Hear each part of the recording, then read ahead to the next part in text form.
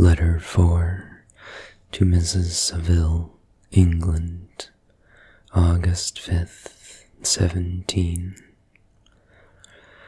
So strange an accident has happened to us that I cannot forbear recording it, although it is very probable that you will see me before these papers can come into your possession. Last Monday, July 31st, we were nearly surrounded by ice, which closed in the ship on all sides, scarcely leaving her the sea room in which she floated. Our situation was somewhat dangerous, especially as we were compassed round by a very thick fog. We accordingly lay to, hoping that some change would take place in the atmosphere and weather. About 2 o'clock, the mist cleared away, and we beheld, stretched out in every direction, vast and irregular plains of ice, which seemed to have no end. Some of my comrades groaned, and my own mind began to grow watchful with anxious thoughts, when a strange sight suddenly attracted our attention and diverted our solicitude from our current situation. We perceived a low carriage fixed on a sled and drawn by dogs pass on towards the north. At the distance of half a mile, a being which had the shape of a man, but apparently of gigantic stature, sat in the sled and guided the dogs. We watched the rapid progress of the traveler with our telescopes until he was lost among the distant inequalities of the ice. This appearance excited our unqualified wonder. We were, as we believed, many hundred miles from any land, but this apparition seemed to denote that it was not, in reality, so distant as we had supposed. Shut in, however, by ice, it was impossible to follow his track, which we had observed with the greatest attention. About 2 hours after this occurrence, we heard the ground sea, and before night the ice broke and freed our ship. We, however, lay to until the morning, fearing to encounter in the dark those large, loose masses which float about after the breaking up of the ice. I profited of this time to rest for a few hours. In the morning, however, as soon as it was light, I went upon deck and found all the sailors busy on one side of the vessel, apparently talking to someone in the sea. It was, in fact, a sledge, like that we had seen before, which had drifted towards us in the night on a large fragment of ice.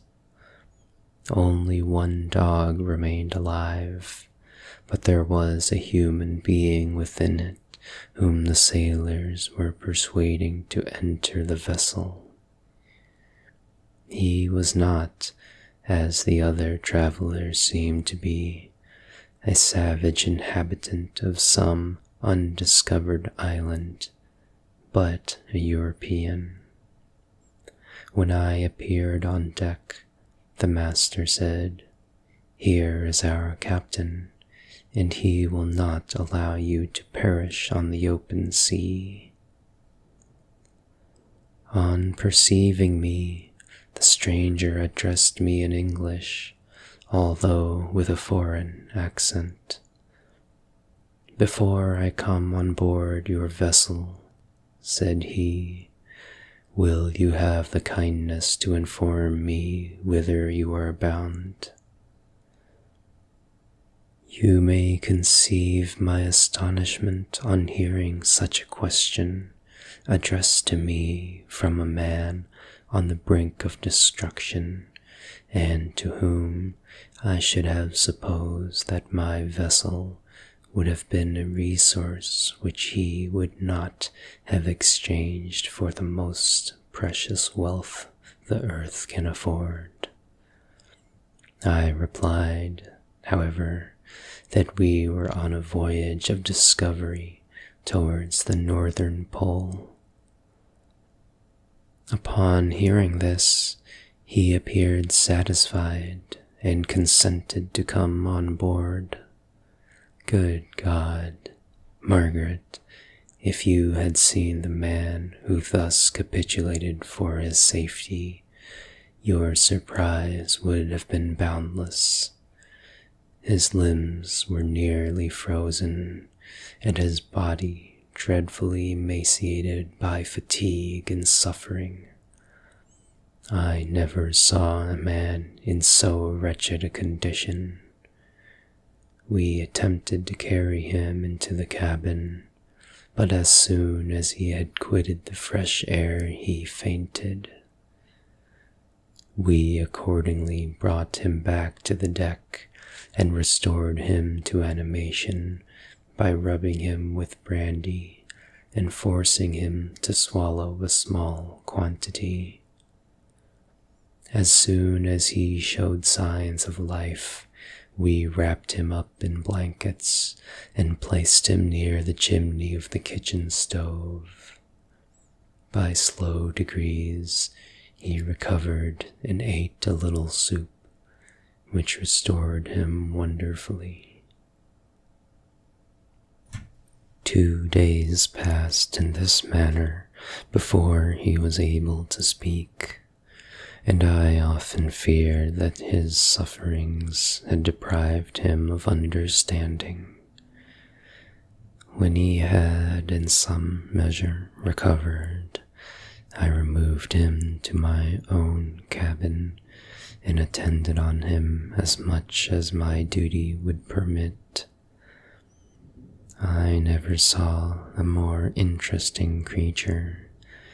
His eyes have generally an expression of wildness and even madness, but there are moments when, if anyone performs an act of kindness towards him, or does him any the most trifling service, his whole countenance is lighted up, as it were, with a beam of benevolence and sweetness that I never saw equaled.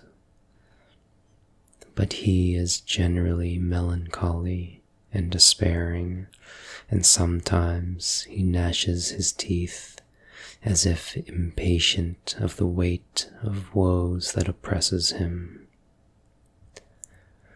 When my guest was a little recovered, I had great trouble to keep off the men who wished to ask him 1,000 questions, but I would not allow him to be tormented by their idle curiosity, in a state of body and mind whose restoration evidently depended upon entire repose. Once, however, the lieutenant asked me why he had come so far upon the ice in so strange a vehicle. His countenance instantly assumed an aspect of the deepest gloom, and he replied, "To seek one who fled from me." "And did the man whom you pursued travel in the same fashion?" Yes. Then I fancy we have seen him, for the day before we picked you up, we saw some dogs drawing a sledge with a man in it across the ice. This aroused the stranger's attention, and he asked a multitude of questions concerning the route which the demon, as he called him, had pursued. Soon after, when he was alone with me, he said, "I have, doubtless, excited your curiosity as well as that of these good people, but you are too considerate to make inquiries. Certainly, it would indeed be very impertinent and inhuman in me to trouble you with any inquisitiveness of mine. And yet, you rescued me from a strange and perilous situation. You have benevolently restored me to life." Soon after this, he inquired if I thought that the breaking up of the ice had destroyed the other sledge.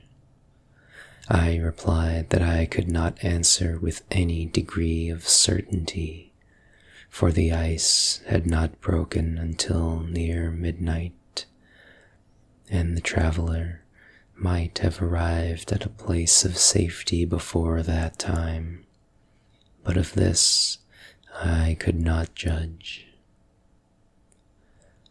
From this time, a new spirit of life animated the decaying frame of the stranger. He manifested the greatest eagerness to be upon deck to watch for the sledge which had before appeared, but I have persuaded him to remain in the cabin, for he is far too weak to sustain the rawness of the atmosphere. I have promised that someone should watch for him and give him instant notice if any new object should appear in sight. Such is my journal of what relates to this strange occurrence up to the present day. The stranger has gradually improved in health, but is very silent and appears uneasy when anyone except myself enters his cabin. Yet his manners are so conciliating and gentle that the sailors are all interested in him, although they have had very little communication with him. For my own part, I began to love him as a brother, and his constant and deep grief fills me with sympathy and compassion. He must have been a noble creature in his better days, being even now in wreck so attractive and amiable.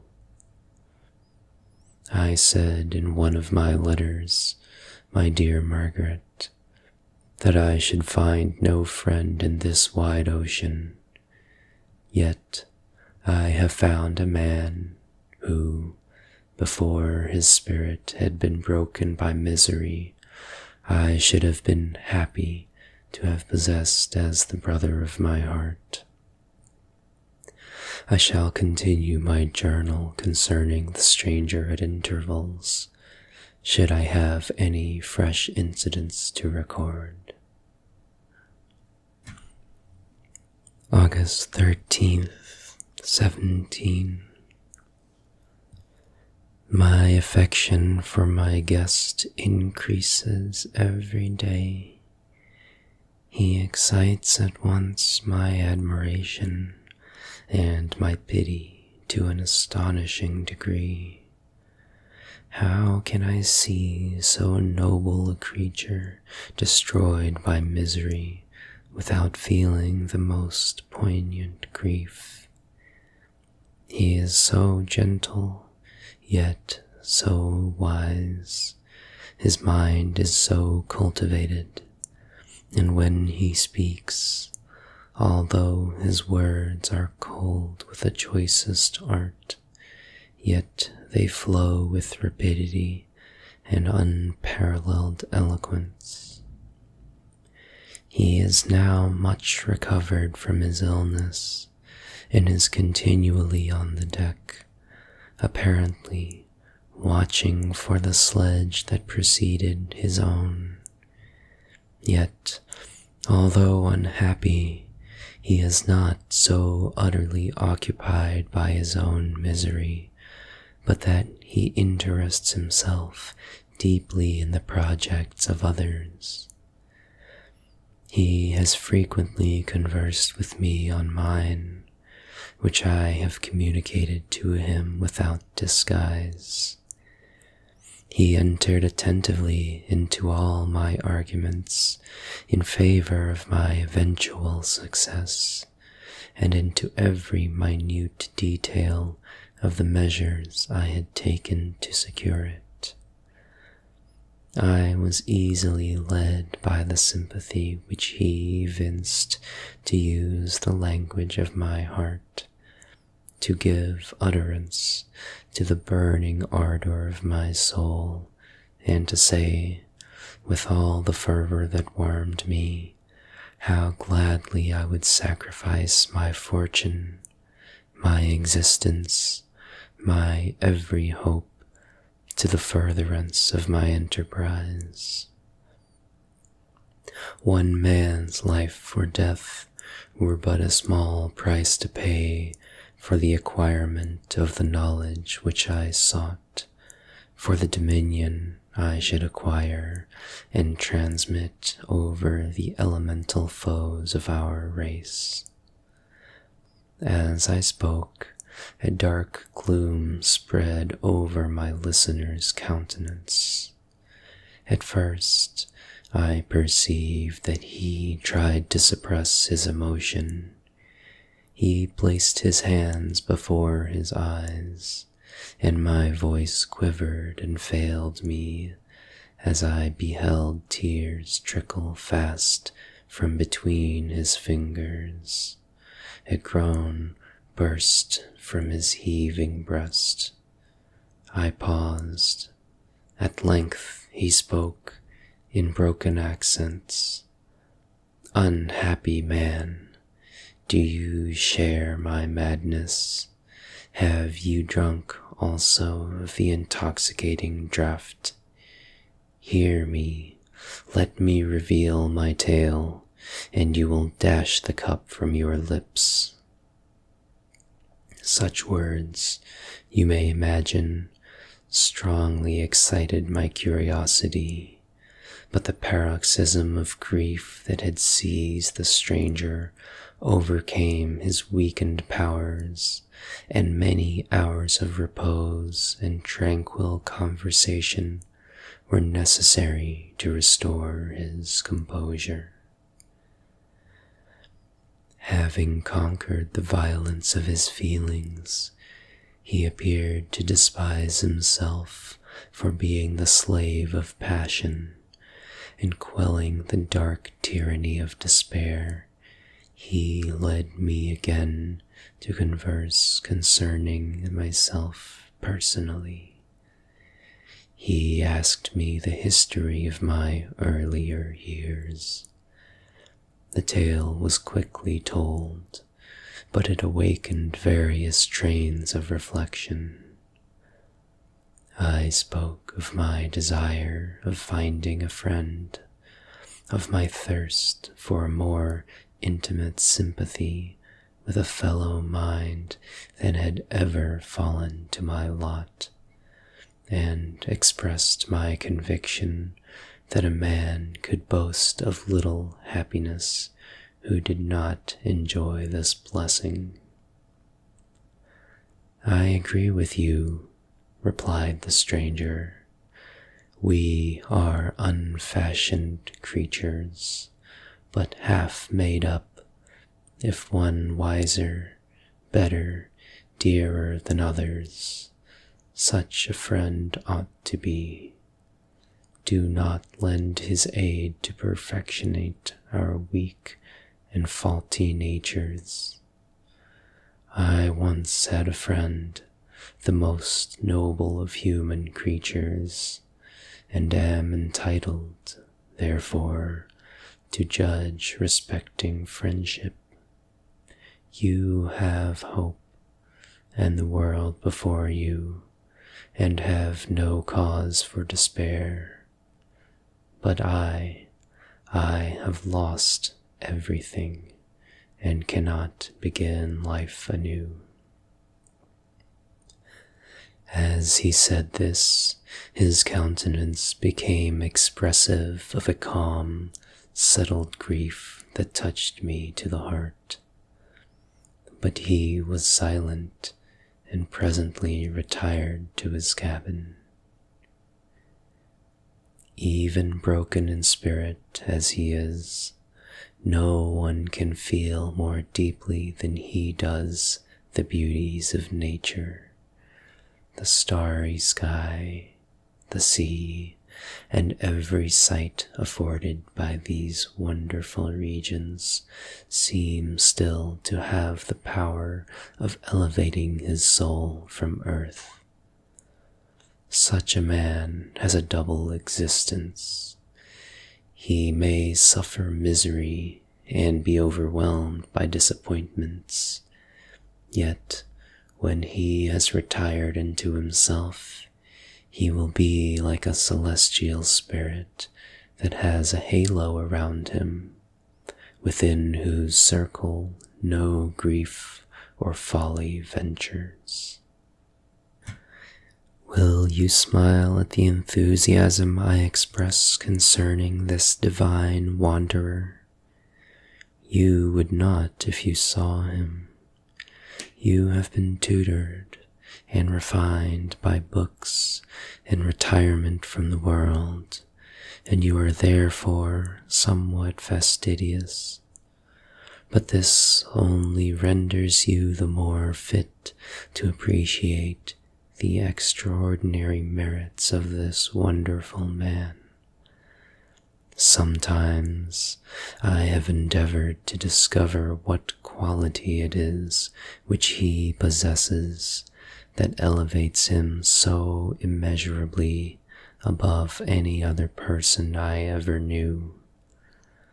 I believe it to be an intuitive discernment, a quick but never failing power of judgment, a penetration into the causes of things, unequaled for clearness and precision. Add to this the facility of expression and a voice whose varied intonations are soul-subduing music. August 19th, 17. Yesterday, the stranger said to me, "You may easily perceive, Captain Walton, that I have suffered great and unparalleled misfortunes. I had determined at one time that the memory of these evils should die with me, but you have won me to alter my determination. You seek for knowledge and wisdom as I once did, and I ardently hope that the gratification of your wishes may not be a serpent to sting you, as mine has been.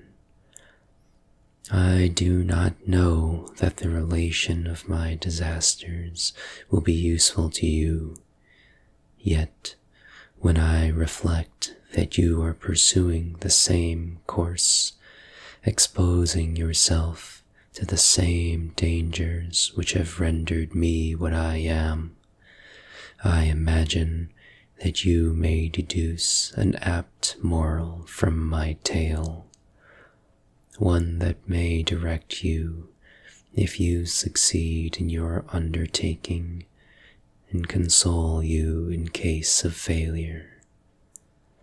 Prepare to hear of occurrences which are usually deemed marvelous. We are among the tamer scenes of nature. I might fear to encounter your unbelief, perhaps your ridicule, but many things will appear possible in these wild and mysterious regions which would provoke the laughter of those unacquainted with the ever-varied powers of nature. Nor can I doubt but that my tale conveys in its series internal evidence of the truth of the events of which it is composed. You may easily imagine that I was much gratified by the offered communication, yet I could not endure that he should renew his grief by a recital of his misfortunes. I felt the greatest eagerness to hear the promised narrative, partly from curiosity and partly from a strong desire to ameliorate his fate if it were in my power. I expressed these feelings in my answer. "I thank you," he replied, "for your sympathy, but it is useless. My fate is nearly fulfilled. I wait but for one event, and then I shall repose in peace. I understand your feeling," continued he, perceiving that I wished to interrupt him. "But you are mistaken, my friend. If thus you will allow me to name you, nothing can alter my destiny.